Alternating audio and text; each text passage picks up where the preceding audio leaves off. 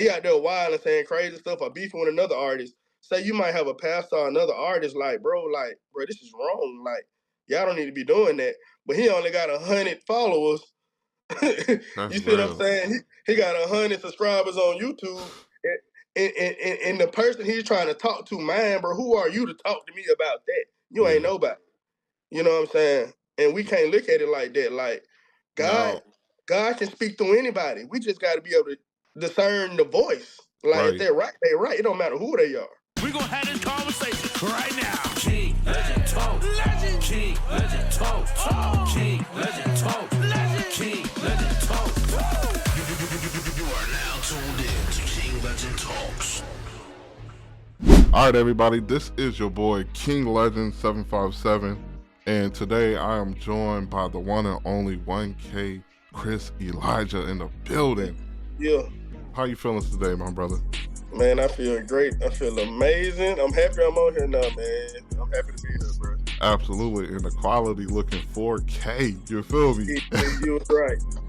You was right, brother. You was right. I got you, my brother. I ain't gonna let you down right here, man. So, Yeah. man, I appreciate your time. You know what I'm saying? I appreciate you for coming through to the podcast. There's a lot of people that's gonna be looking forward to this interview, man. And first of all, let me just tell you, thank you, bro. And you probably like, what he telling me thank you for, bro? Let me tell you, bro. My daughter, she loves this song, God is the Greatest, bro. I wasn't supposed to make it this far, but I made it. I ain't put no key up in this car, so I done made it. Asked me how I do it, told them God is the greatest. I saw no folks who wanna speak, I know Jesus wanna save us. God is the greatest. God is the greatest. God is the greatest. God is the greatest. Asked me how I do it, told them God is the greatest. I saw no folks who wanna speak, I know Jesus wanna save us. My son was on the hook too. My son in the video. So Yeah. that's who it's for, man. That's who it's for. It's for us, but it's not for us. Right. We wanna promote it, man. We wanna make sure our kids get it and, man, carry that torch. You know what I'm saying? Fact. So That's why it's so impactful and powerful what you're doing at the same time, man, because, you know, there's a lot of times people can get into the church and, you know, you want to do away with your old life and you want to make that 180. And then it's like, okay, I was still listening to music when I was in the street. You feel me? I still was listening to that sound that really made me feel like I could relate to it. And then sometimes they get in the church and be like, okay, so what do I listen to now? And so having that sound that's still there, but sending that positive message and pointing people to Jesus at the same time, it's amazing, bro. We need more of it. And the sound quality is actually a good music. Like, it ain't trash. Like, it ain't like we just trying to be like somebody else. It's like, nah, this is actually good music that even if I wasn't in the church, I could listen to. yeah, for sure. That's what it's about. That's what it's about. Man, it is about the music as much as we don't want it to be about it. We want to be about the message, but it's about both. It's about both. And I thank God for my experiences that He gave me, where I don't have to go in the studio and say, I'm gonna make this type of music. Oh, today I feel like I'm gonna do trap. Today I feel like I'm gonna do. It's like, nah, bro. I just really just do me. Yeah. I didn't have to. Yeah, I didn't have to go in there. I want to experiment with this sound. Like, I'm really just giving y'all me. Yeah.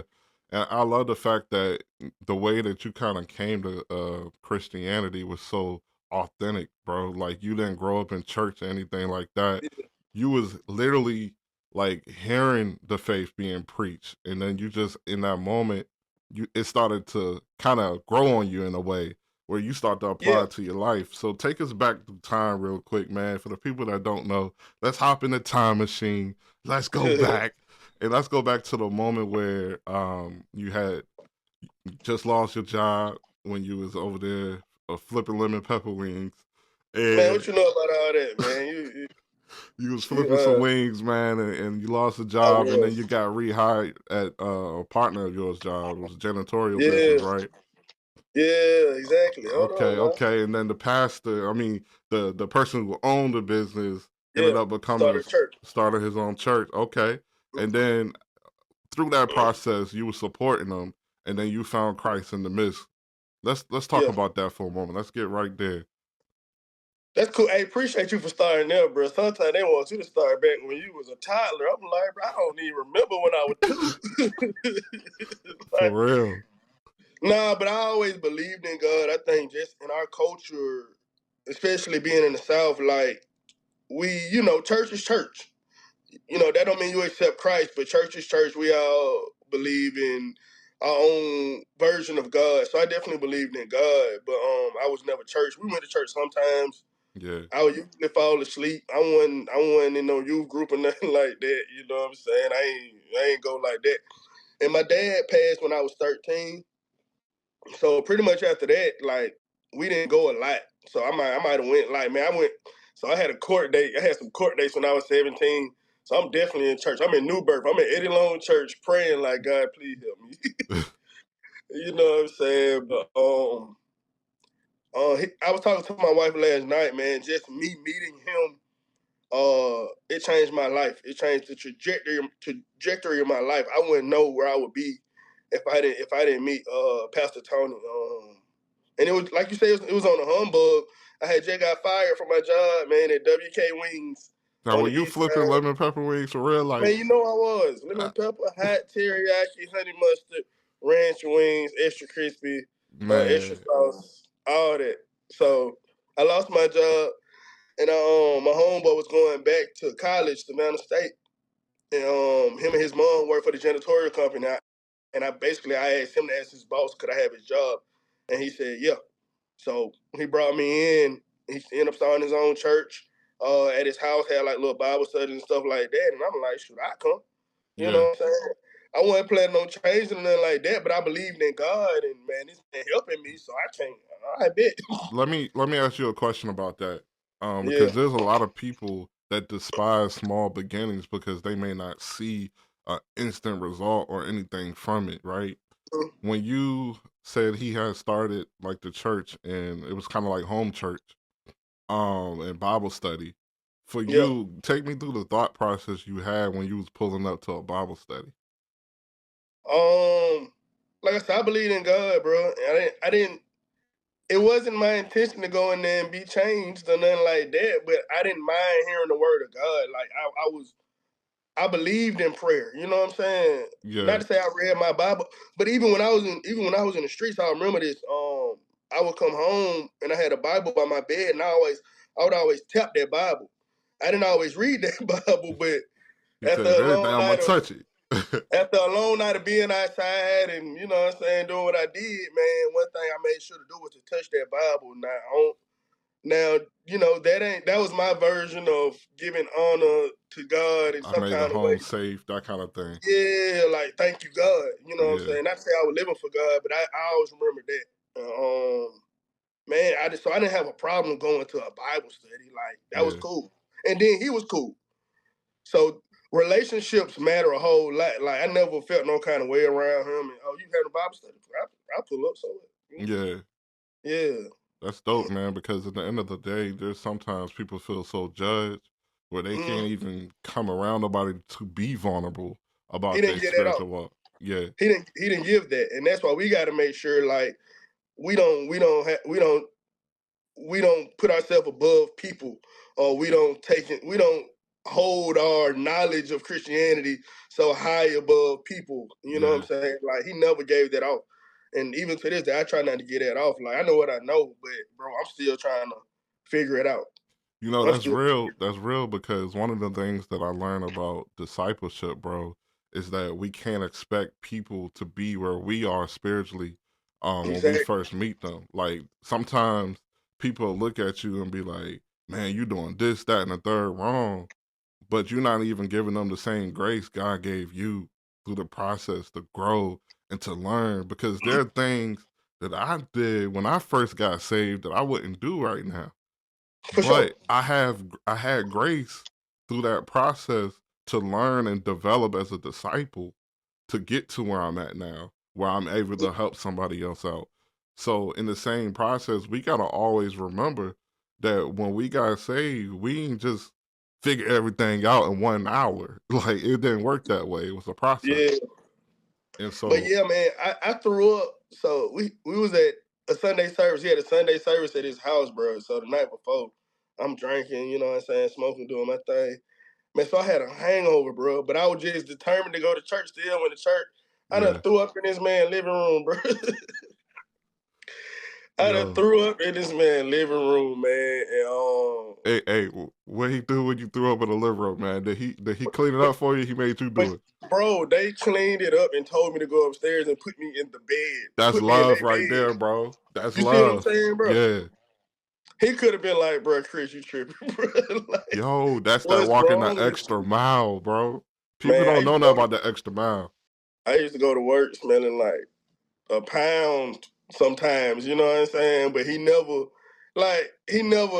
really judged me for it. Yeah. But and I'm happy he did, man, because it, like you were saying, it allowed me that room to grow, man. It's like it's a seed. Yeah. And that seed needs space. You can't have a whole bunch of plants by each other. Now I'm going into references and stuff Yeah. like that. But that seed needs space to grow in. You know what I'm saying? And he gave me space to grow, and And I he think watered it. Go ahead. I was just gonna say that's important for people to understand. The whole purpose of it all is to help develop people Mm, into disciples that make disciples. You know what I'm yeah, saying?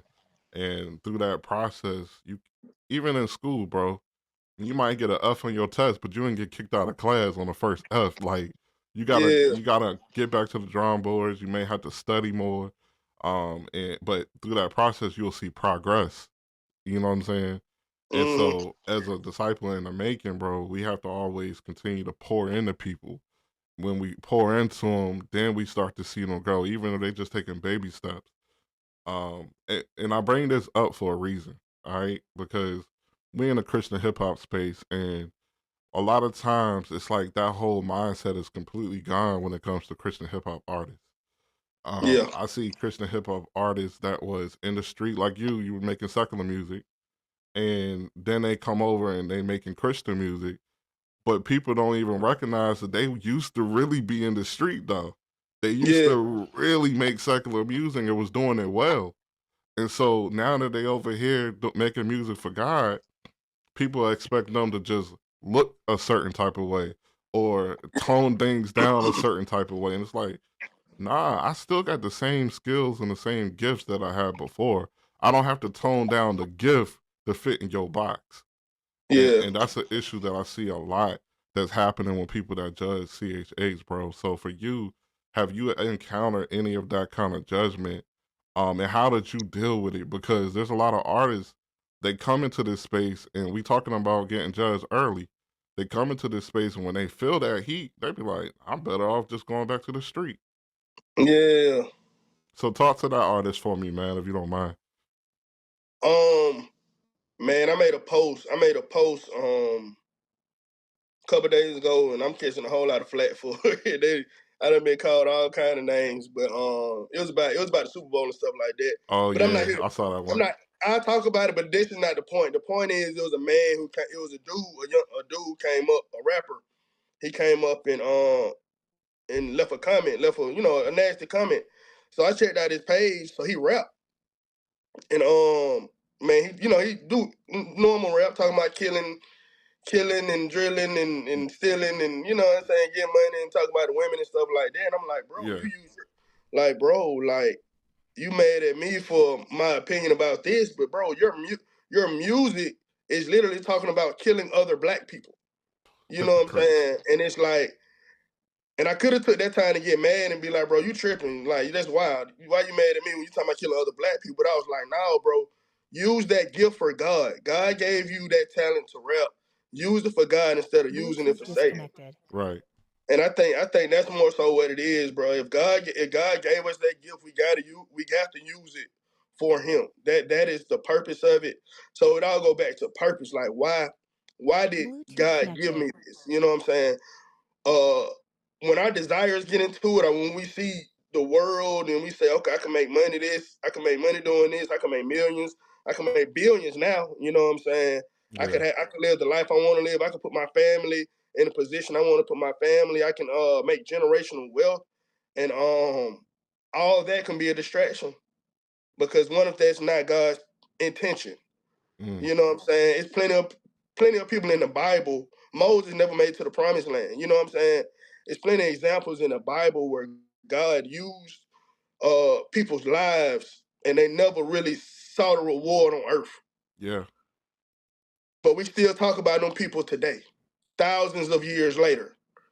They Yeah. still in that book, you know what I'm saying? And it's kind of like, you got to make your mind up. Like, am I willing to be a Moses? Am I willing to be a John and look crazy in front of society? Right. And you know what I'm saying? Am I willing to look crazy? Am I willing to do that? Am I willing to represent God without financial reward or without popularity?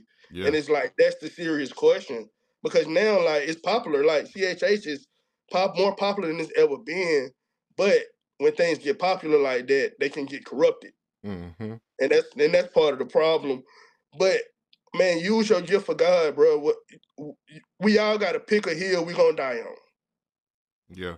You just got to pick your hill. We're going to die anyway, bro. Pick your hill. Do you want to die giving God glory and using your every gift and talent and everything in you to push the gospel and push this message of repentance, and you know what I'm saying, and all that? Yeah. Or do you just want money from it? And that's something that you got to answer. And I think that's an important thing too, man, because there's a lot of people that they misunderstand the real purpose behind it all. I'm not Mm-hmm. saying that you can't have music as your career, but what is your heart behind it? You get what I'm Yeah. saying? Like a lot of people you can get in this Christian hip hop space and follow the money. And then Yeah. guess what? That becomes your God. That becomes your idol. Because you Yeah. following the bag everywhere you go, and to the point where you're not even focused on the main thing, which is Christ. And so even the enemy is tricking people out their position because all they do is follow the money, and It's then dangerous. it's It's dangerous. very dangerous. What we do is dangerous, and people don't understand that. Yeah, music is powerful. We poking the devil. Yeah, literally. Hey, Yeah, I'm representing God. I'm representing God. I'm representing God. You think he not going? Okay, bet. All right. you And, know, you just made me think of an analogy. You ever seen a quarterback that is really accurate? Like, let's talk about like a Peyton Manning or a Tom Brady. yeah. That's their lane, passing the football. But Mm-hmm. when you ever see them try to run, it's like that ain't the same quarterback. So when Mm-hmm. you think about music, the enemy, the devil, this was his lane, bro. This is one thing that he was good at, great at, magnificent at, was created for, right? And so now when he's down here on earth, he's also using it as a vice for a lot of people to influence them to do wrong. And so Yeah. when we get on this side of Christian hip hop, it's like you're going head to head against this is what he does. This is the lane that he's in. Now greater is he who's in us than he who's in the world, so we don't fear no devil, but at the same time we gotta remember where we at the same time. And you're gonna be tempted with the Yeah, same thing he was tempted with, facts. and that's pride. Exactly. Come on, man. When everybody telling you you're doing an awesome job, I've never heard nothing like this. You're the only one. You are lifting the genre up. Look, Yo, this is amazing. The world needs to hear this. You know what I'm saying? And man. as humble as we are, sometimes that pride just it swells and it swells to the point where people can't tell you nothing and you become above reproach. And Yup. everything you do you think is right and justified. And that's the pride. And that's something I gotta fight. That's something I think about it often. Yeah. But everybody should think about that often, because it's like, bro, I'm not above falling. I'm not above reproach. And that's why a lot of we watch a lot of some of our brothers fall Hmm. because they got to that point. I don't think it's not because you don't love God. I Yeah. think it's just some stuff in you that you've never experienced and it's being exposed. Come Like on now. when that it's like, so the analogy of gold and stuff is used in the Bible a few times. So when you're purifying gold, you put it under that fire, and all the dross or all the impurities rise up to the top. Right. Bro, we're being burned. So Facts. all that stuff, especially when you're in front of the crowd, or when you're doing what we're doing, we're asking to be burned. Hmm. But those issues and the things we struggle with, a lot of times they're going to rise to the top, and that's why we see a lot of brothers fall, because that's just God is burning away. You know what I'm saying? Yeah. And the stuff that's still in us that haven't burned away, and the impurities, they're going to show over time. They will. And then, like, this is something I wish somebody would have told me about when I first really gave my life to Christ and fully surrendered, bro, was that pruning process. Yeah. I ain't getting no heads up about that pruning process, man, where you feel like God is stripping everything away from you.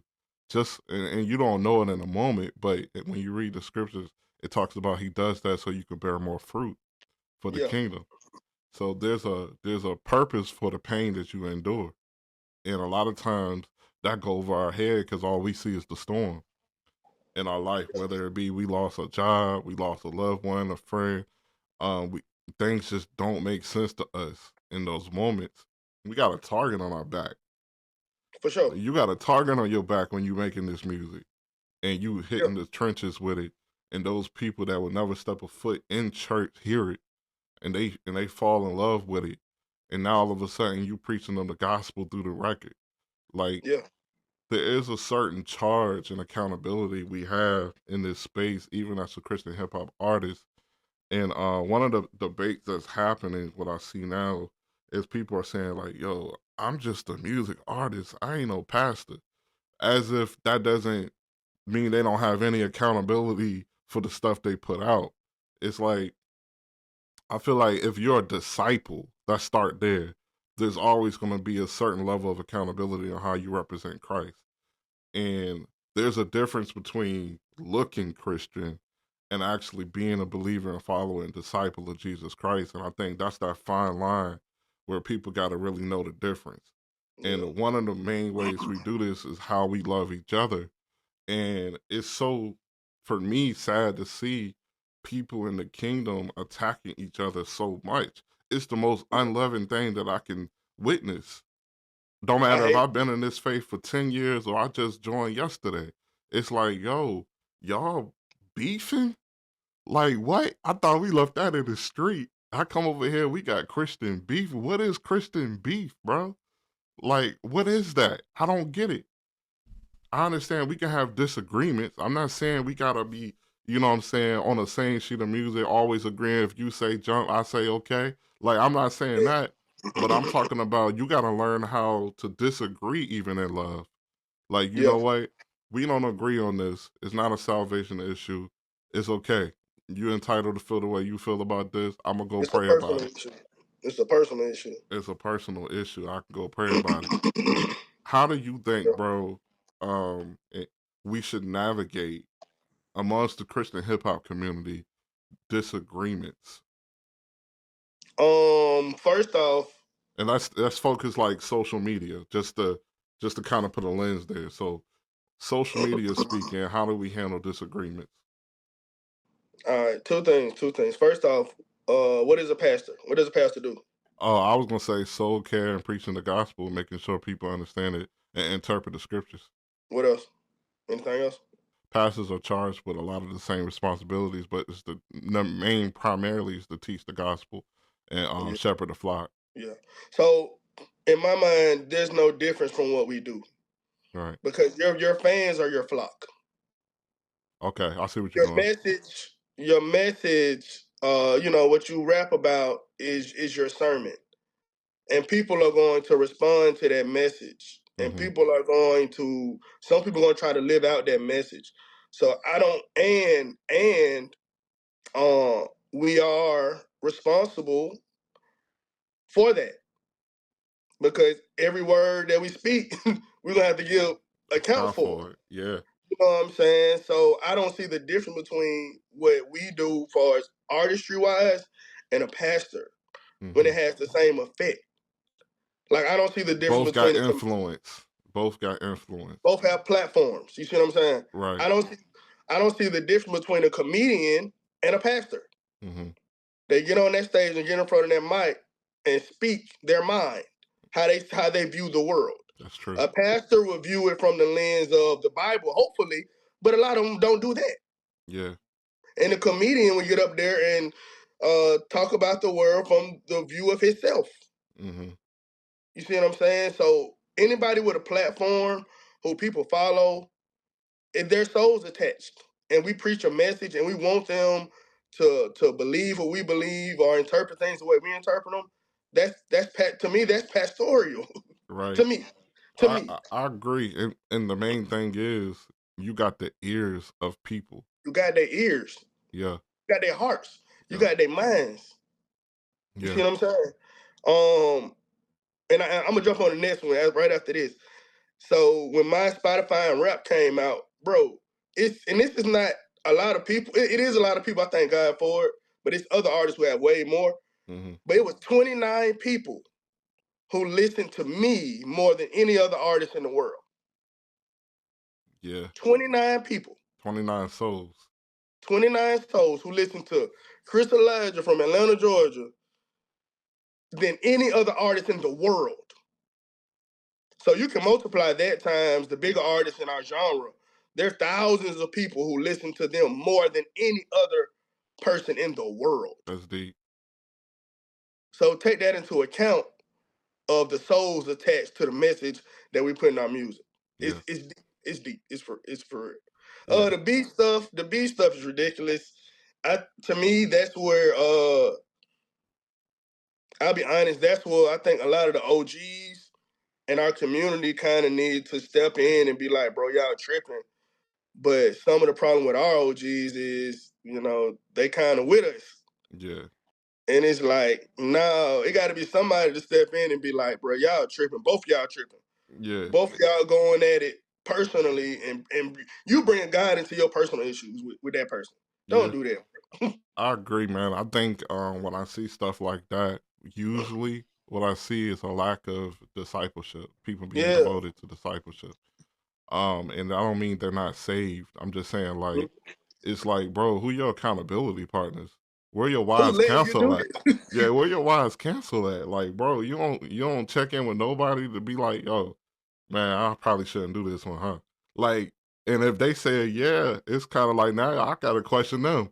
You know what I'm saying? Like, what they got going on? That's my problem with Kendrick. That's my problem with the Kendrick and Drake thing. It's like, bro, Kendrick, you do an awesome job of celebrating black people, trying to push black culture forward and stuff like that. But at the same time, you beefing with another black man.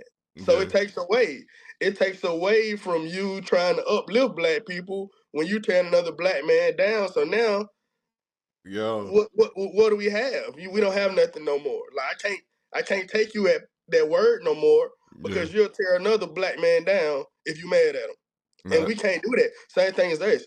If we mad at another believer, bro, I can't try to tear you down and be like, you this and you that. It's ridiculous. But we don't a lot of our issue and maybe it's just human nature.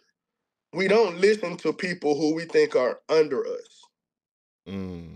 So if one of our people have 100,000 followers or 100,000 on Spotify, and somebody try and he's tripping, he out there wild and saying crazy stuff or beefing with another artist. Say you might have a pastor or another artist like, bro, this is wrong. Like, y'all don't need to be doing that.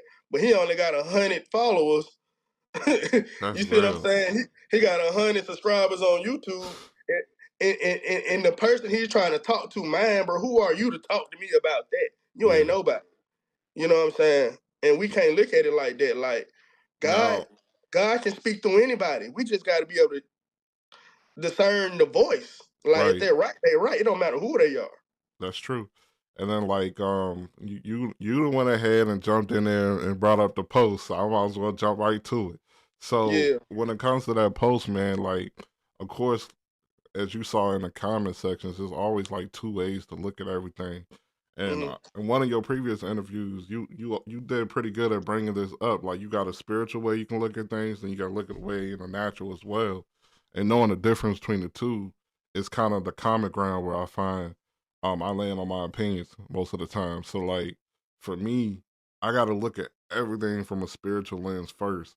So when I see like the beef, let's just say Kendrick and Drake or whatever. I'm like, all right, man, what team are they on? That's where we got to start. Like, okay, what team are we on? All right, they for God or they for the devil? Okay, let me look at their fruit. What their fruit look like? Okay, do their fruit look like anything like Christ, or do it look like anything like the Satan? You know what I'm saying? So that's my start ground. That's where I start. So I'm like, Yeah. all right, bet I know what team they on, so I can only expect this from this team. This is Yeah. what I expect.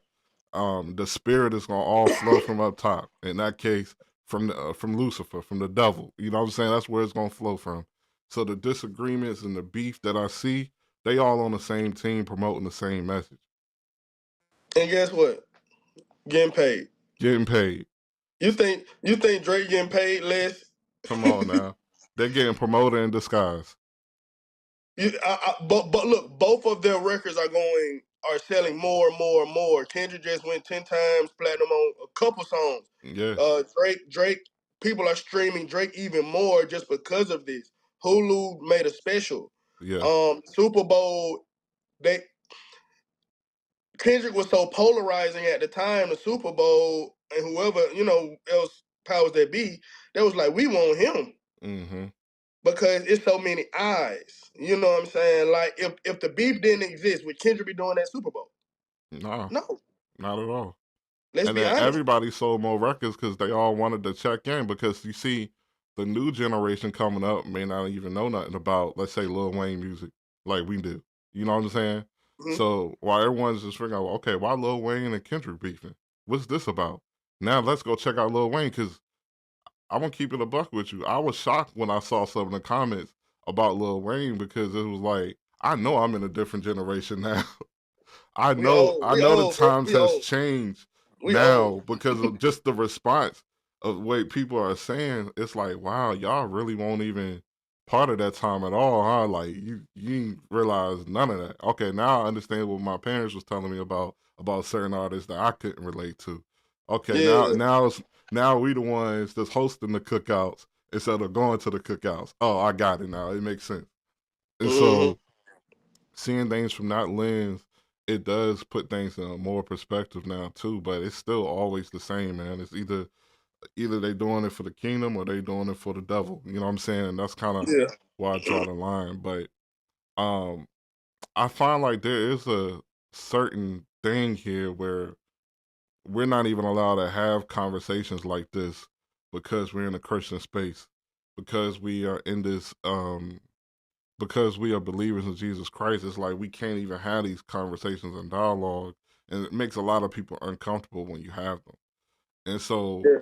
what is your perspective on that, bro? Like, what are the things that you feel like we should talk about that's not talked about enough in the church setting?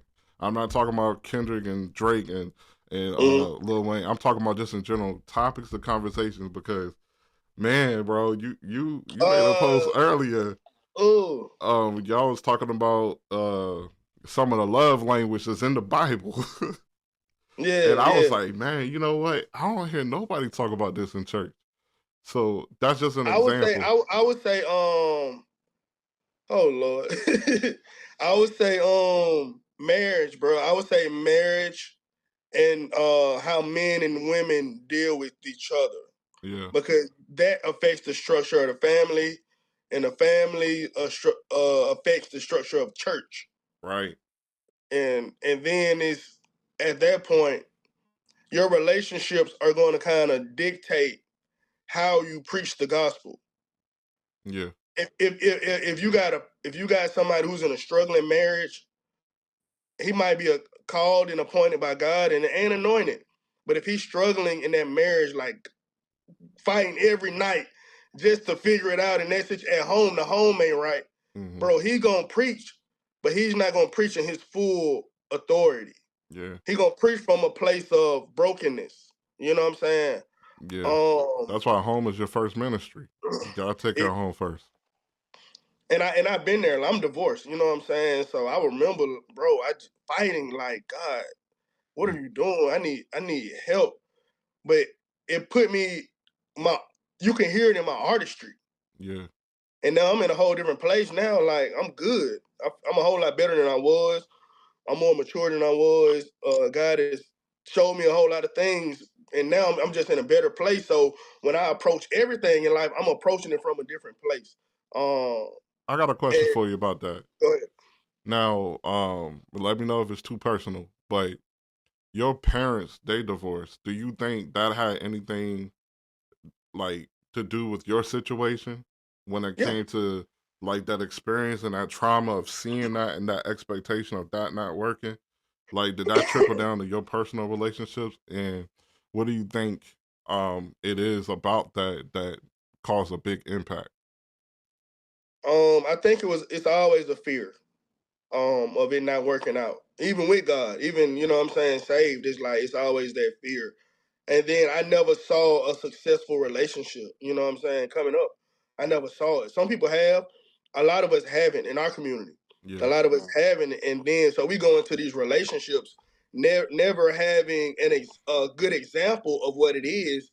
So we just playing it by ear, or we basing it off our emotions.